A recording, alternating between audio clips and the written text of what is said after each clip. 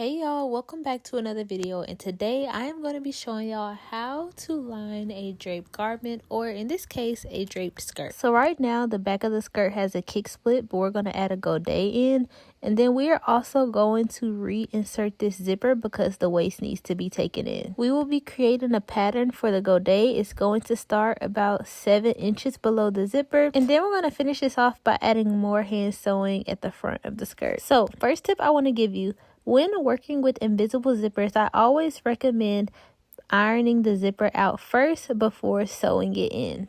When doing this, you want to lay the zipper with the front side facing towards the ironing board, and then you want to roll out the zipper with your fingers. I know it's hard to see here, but roll out the zipper with your fingers and then add steam and press the zipper out. I typically only do the first 8 or 9 inches of the zipper, but when you finish, it should look like this. So I am using a zipper foot to put my zipper in. As you can see, I have it pinned in place. I needed to take my waist in about, I want to say a few inches. About 3 inches on each side. And unfortunately, since the drape was already sewn down to my skirt, to my base, I couldn't take in the skirt anywhere else except for at the back of the skirt where the zipper is. So typically I would have evenly distributed those 6 inches essentially, instead of doing it all at the back. But once you have that zipper sewn in, you want to go ahead and repeat the same thing you just did to the other side of the zipper. So before we attach the lining, I want to show you what my lining looks like. As you can see, it looks like your average everyday lining for a skirt.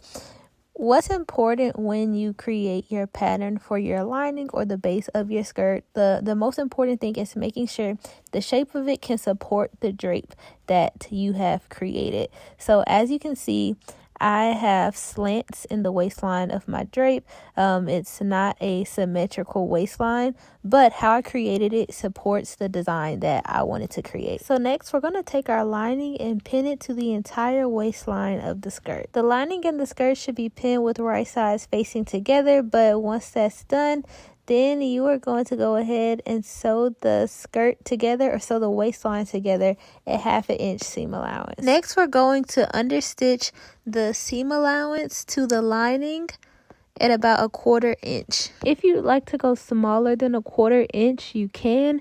My seamstress typically sews the understitch at 1/8 of an inch. Once you're done, it should look something like this. So now what we are about to do is we are about to hand sew any finishing details that need to be sewn in our drape. For this part, it's super important to note that I have my lining pulled out from the opposite end of the skirt, meaning the lining is not underneath the skirt while I'm sewing this part. I always try and avoid hand sewing or sewing in general my drape to my lining as much as possible. But next, for the hand sewing, our goal is not to hand sew every single part of this drape. As you can see, there are so many folds and details in this drape. The goal is for us to hand sew all the parts that are important for the shape of the drape. So the parts that we want to hold still, or the parts that we don't want to move, the parts that we need to cover up something specific, those are the parts that we are hand sewing. Whenever I'm hand sewing my draping, I always do an invisible stitch. 2 more things that are also important when hand sewing the drape: you want to make sure that you are not pulling at the drape too much or pulling the thread too tight. You don't want to start to distort the drape. You want it to still look like it is draping and laying effortlessly and smoothly on the skirt. You don't want it to look like any parts of it are puckered or being tugged at. If any parts of your drape have frayed edges like this, meaning underneath the fold it's a lot of frayed ends, you want to make sure that that doesn't unfold. So what I like to do is secure the beginning and the end of that drape enough so I hand sew it down enough to make sure it won't unfold at all, no matter how my client or the model moves in it. Also, for this part, it's a little hard to see what I'm doing, but for parts of the drape that are important for it not to move, but certain parts of the drape aren't visible, those you can just do a regular top stitch, I guess, while you're hand sewing, similar to that. This piece here is necessary to be hand sewn down, but since it's not visible, it's okay for me to do a regular stitch with it. But yes, so for finishing the draping details for this skirt, those are the most important stitches that you will need to know. There were definitely other types of stitches I did towards the top of the drape, the part that has the volume, but these are the most important for just finishing details. So now that that's done, we're going to go ahead and add in our godet, which is basically a triangular fabric insert that's used to give the garment more movement or fullness. All you need to do for this part is measure the opening of the godet and then also measure how wide you will want it to be at the bottom. Make sure you add seam allowance to whatever measurements you get. So now we're going to mark those measurements onto our fabric. Now don't judge because I literally only had little scraps to use for this last piece. So you want to start by marking the outside edge of your triangle or your godet. This measurement is the length of the open seam that we just measured. Then using your chalk or fabric marker, go ahead and mark the outside of your measuring tape, or you can, what would be better for you to use is a yardstick, but I don't have one. So go ahead and mark the line for the outside edge of your godet. Next, for the center seam of your godet, you want to go ahead and make that a few inches longer than that outside edge. Also, for the top of your godet, you can't really see mine in this video, but if you are going to have a center seam in your godet, the top of the pattern pieces should be about 1 inch wide. If you are cutting this on a fold, then the top of the pattern piece should only be about 1/2 inch wide. But once you've created that line, go ahead and mark the outside edge. I want to say I made my center seam about 4 inches or so longer than that outer edge. Once you're done creating that shape, you want to go ahead and cut out the entire pattern piece. Then you want to take that same piece and cut it out on the lining. Now with right sides together, go ahead and sew the center back seam of your godet. Do this for both the lining and the outside fabric. Once you're done, you could go ahead and press open both seams. Now we're going to sew the godet in where I had that kick split at those open seams. And I'm going to start the godet about 1/2 inch above where my slit starts. After that, pin only one side in place. And then once you finish pinning it, you can go ahead and sew this in at 1/2 inch seam allowance. Once you're done, you want to go ahead and pin the other side of the godet and sew that in place. And then you're going to repeat these same steps to the lining as well. Once you're done, this is what you will have. So now that we have our godet in place, we have the lining attached at the waist and the zipper sewn to the outside layer. Now we can attach the lining to our zipper. We're going to do this by opening up one of our seams. I typically do one of the side seams for the hip, but we are going to open up one of the seams in the lining.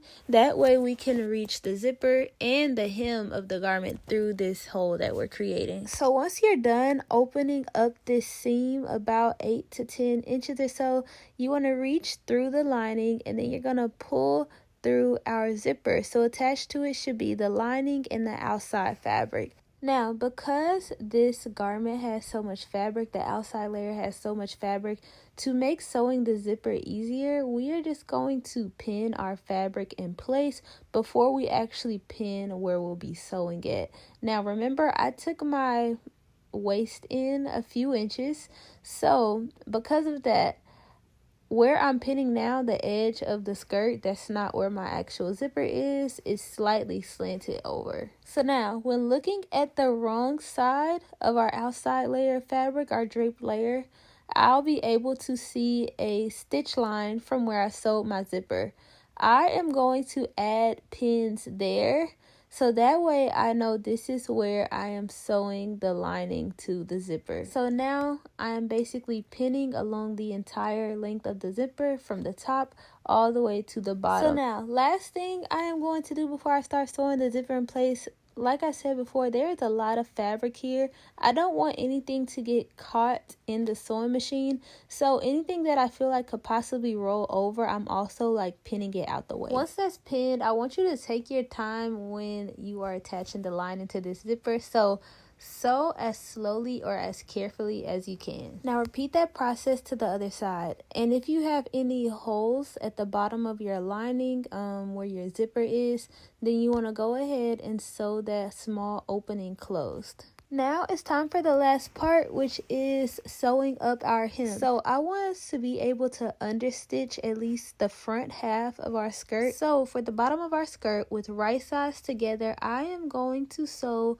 only across the front at a 1/2 inch seam allowance. For this part, you shouldn't have to reach through that hole that we created with the skirt turned right side out, or even if you want to still try and do it with the skirt turned inside out to some degree, you can honestly just go ahead and pin the 2 layers together, like I said, right sides facing, and sew it. Once that's done, you want to go ahead and understitch the seam allowance over onto the lining, and then we could go ahead and sew the rest of our hem. So to complete the hem is pretty simple. You want to reach through that hole that we created, grabbing the bottom edge of the skirt, pull it through the hole, and then you are going to pin the entire hem together around the entire edge of the skirt, and you are going to sew the entire hem at 1/2 inch seam allowance or whatever your desired hem length is. Once you're done sewing, go ahead and push the skirt back through that opening, that hole that we created, and then we will finish off our skirt by closing up that side seam. You can do this by either sewing it by hand or sewing it by machine, but for this look, I'm just gonna go ahead and sew it by machine. Now finally, once that is done being sewn, we are done with finishing this garment. I also like to sometimes go in, well, most of the time, but I didn't add it in this video, I'll go in and add a hook and eye at the top of my skirts, but other than that, the skirt is completed. All we need to do is press our hem. You want to make sure when you are pressing the hem of your garment that you are pressing right on the fold. And our goal is for us to just make this look as neat as possible. Also using taffeta, I use taffeta for this look. If your fabric has wrinkled up a lot in the process, I also recommend even steaming it a little bit, steaming your drape a little bit. That way it can, look not as wrinkled basically. So here is a look at our finished skirt. Get into the detail. I love everything about how this turned out. If you want to learn how to do the techniques from this video, you can actually purchase the replay for this class for just $150. Just go ahead and click the links below for more details. Thanks y'all for watching, and I'll see y'all next time. Bye y'all.